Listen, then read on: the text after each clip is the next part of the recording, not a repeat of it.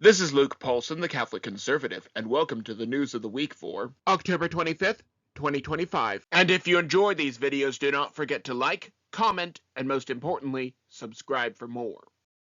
The Promised Land. I want to start with some good news this week, especially considering how dismal last week was. There is another Christian series that is out called Promised Land. Unlike some of these others which claim to be accurate, but have serious scriptural inaccuracies, this one was clearly written as a parody. The series starts just after the Hebrew camp witnesses Moses striking the rock of Horeb. Now, I said that it was written as a parody, so let me speak a little more about that. The series is written in the same style as The Office. Occasionally, one of the characters will somewhat break the fourth wall and be interviewed. It is quite funny because some of the jokes are deep cuts at Bible knowledge. For example, Moses' children are often conveniently off-screen because they are never actually mentioned again. And Korah wants authority that he is clearly not ready for, prefiguring him trying to usurp control later. A link to the series will be in the description below. Now, the media is a powerful tool, and conservatives continue to use it for good. The 1916 Project. The ridiculous 1619 Project was the most historically inaccurate load of hogwash that liberals have produced in a long time. However, since imitation is the sincerest form of flattery, the Daily Wire produced the 1916 Project. Yes, this was released in 2024, but I am just now learning about it, and I want to inject it back into the algorithm. The 1910s was a time of huge social changes. One change was universal schooling, largely pushed by progressives as well as churches, the latter of which was in charge of schools for years but abandoned this role. A large part of that is the evolutionism that was starting to drive people away, but that is another issue for another day. A large part of it focuses on Margaret Sanger and how she wanted to kill babies, especially minorities, because of her alignment with the Democratic Party and its creation, the Ku Klux Klan. In truth, you cannot understand the modern welfare state without first understanding the worldview paradigm that was created in the 1910s.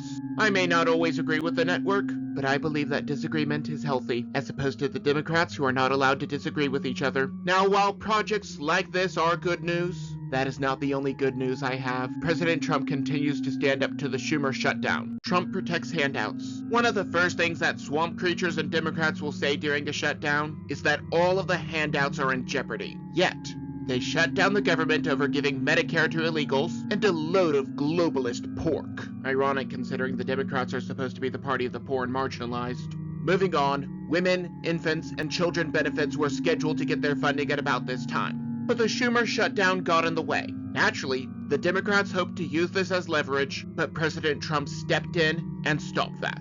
Because of the tariffs that Democrats and many libertarians said would end the country, there's money available. $300 million as a matter of fact. Supposedly this will keep the handouts going through November. However, shutdowns also prove that this should not be handled at the federal level, but they are best handled at the state level. Speaking of individual freedom and responsibility, let us go over to Europe. The Burqa ban's in place. 21 countries across Europe and Africa, as of the writing of this episode, have banned the burqa in public spaces. This is the full body covering used by Muslim women. Officially, the burqa is used to protect Muslim women from the gaze of men. Speaking as an American who has to avert his eyes based on what some people wear even to the mall, the solution is twofold. 1. Train men not to see women as objects and get rid of the objectification in the media. 2.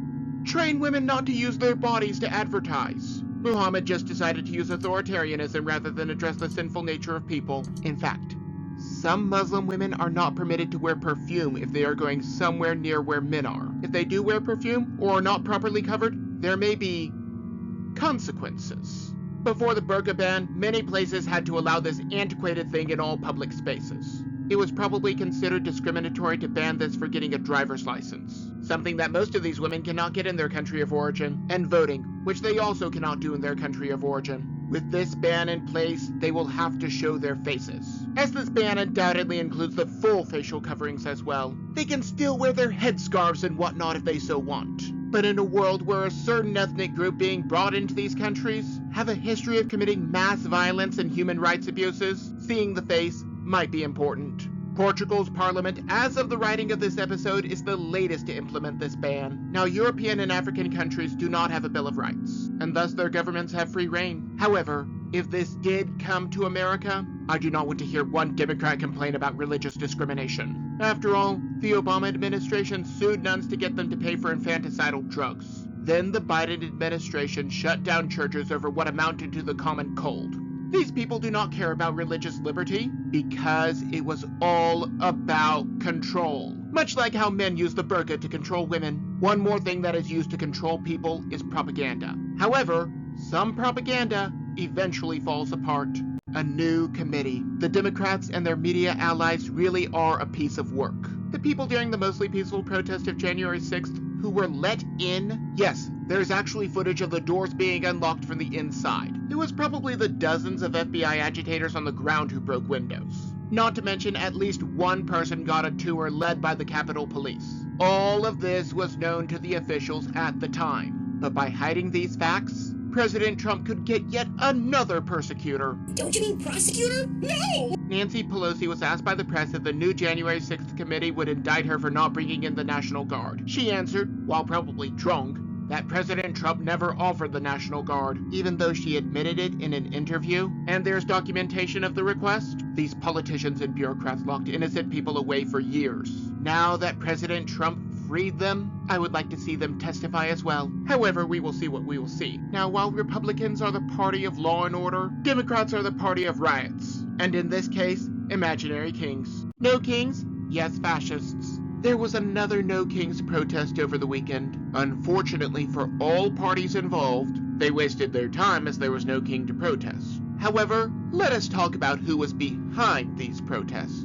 $32 billion came from George Soros, who helped elect district attorneys to get the rioters out of jail. Not to mention $75 million from the Rockefeller Foundation, the Communist Party, CARE, American Atheists, and even radical leftist Catholics are listed as sponsors. In other words, the same people behind this protest are the same people who want to massively expand government and allow massive numbers of criminals to cross the border with no oversight. Also, just a reminder, the winner of the Nobel Peace Prize, who is fighting actual fascism, considers President Trump an ally. Thankfully, although there were no buildings burned during this protest, which is why it can be called a protest and not a riot, there was an effigy of President Trump for children to beat and stab. Ladies and gentlemen, the party of tolerance. I do not know why the Democrats keep imagining kings. It is the new Russia collusion nonsense. Now, another narrative that is breaking down is the born this way propaganda. Fewer teens are trans.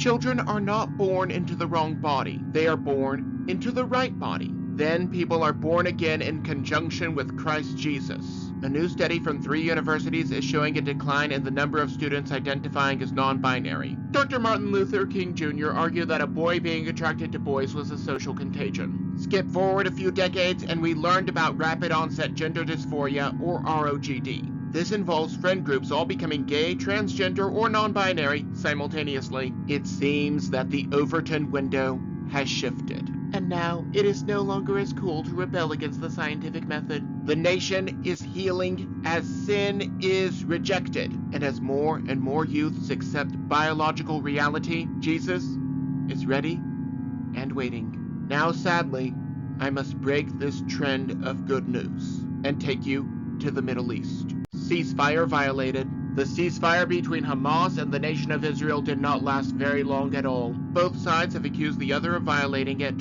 However, considering the past, as well as the present evidence, President Trump is placing the blame squarely on Hamas. He even threatened to take care of them. I would like to point out that everything that was going on with the Nazis during World War II was none of America's concern, and yet not one paleo-conservative today would argue that intervention was wrong. I do not know if the United States getting involved in yet another conflict in the Middle East, at the behest of AIPAC, the Israeli lobbying organization, is in the interest of our national security. President Trump has not ordered Israel to resume the strikes.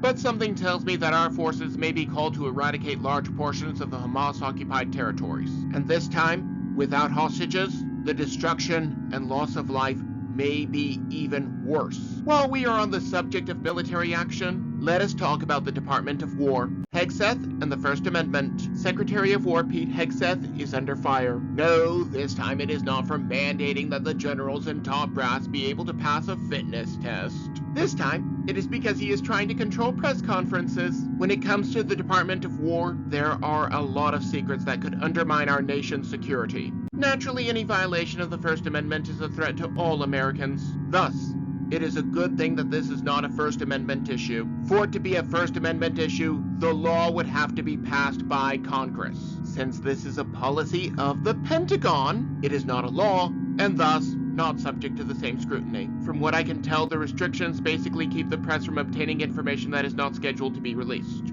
and requires supervision while visiting more places in the Pentagon. That in and of itself does not seem like a problem at all. In fact, that seems like a basic aspect of national security. Is the military-industrial complex a potential threat to liberty? Yes. Will the military one day be turned on American civilians to institute the mark of the beast? Yes. Do I still support this policy change? Yes. Now, speaking of secrets that need to be exposed, let us look at DEI hires.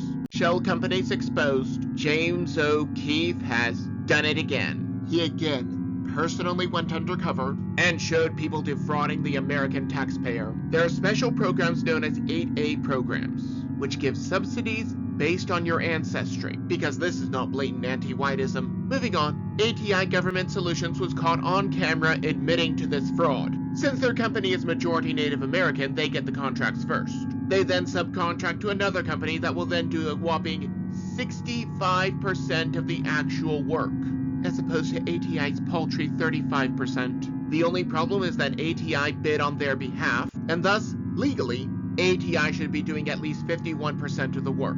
Taxpayers were defrauded out of millions of dollars in this one contract alone. Since then, it was revealed that other companies were also doing this. This is what happens when you prioritize ethnicity over merit. You get criminals who will exploit that. Now, there are a lot of criminals in this country, and thus, the party of law and order is not lacking for work.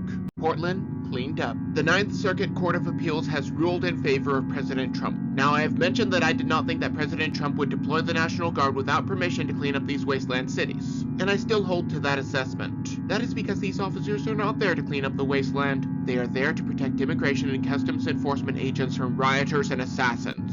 Recall that they literally have bounties on their heads courtesy of the cartels. As such, President Trump is within his rights, and the liberal judges in the Ninth Circuit agree. But not so surprisingly, something else has happened. Kids feel safe playing outside. We saw the same thing in Washington, D.C. It seems that the only thing necessary to create safety is to actually enforce the laws as written. Some people listen best after words, but others listen best after a revolver. The work of protecting the American people is never done. Now, as I have mentioned before, this work is two-pronged. We have a lot of corruption, but we also fight against principalities and powers, such as these which came all the way from India. A holiday for demons. Hindus celebrate their god Lakshmi with a holiday called Diwali. If I mispronounced either of those, I do not care. Paul already warned us that you cannot celebrate the Lord's Supper and celebrate demons. And that is exactly who this Lakshmi is. You are either with Christ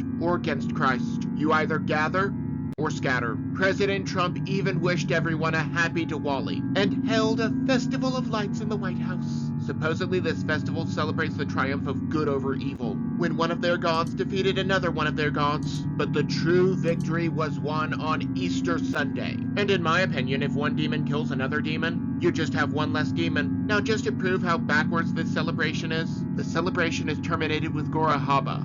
And again, I do not care if I am mispronouncing that. This is a ceremonial fight with cow dung. I did not believe it at first either, but it is true. These people will actually gather in cow dung and throw it at each other, just like how some Muslims will drink goat urine for health benefits. Now, President Trump and his administration were seriously wrong for giving credence to this demonic festival. However, I want to chalk that up to his office having to be polite to a fault. Meanwhile, let us talk about something that he is doing right. Maybe I'm just blowing smoke. Maybe I'm completely off my rocker, but that is just my opinion. And do not forget to like, comment, and most importantly, subscribe for more. But before you go, on the left I have last week's video, but you may also enjoy the video on the right.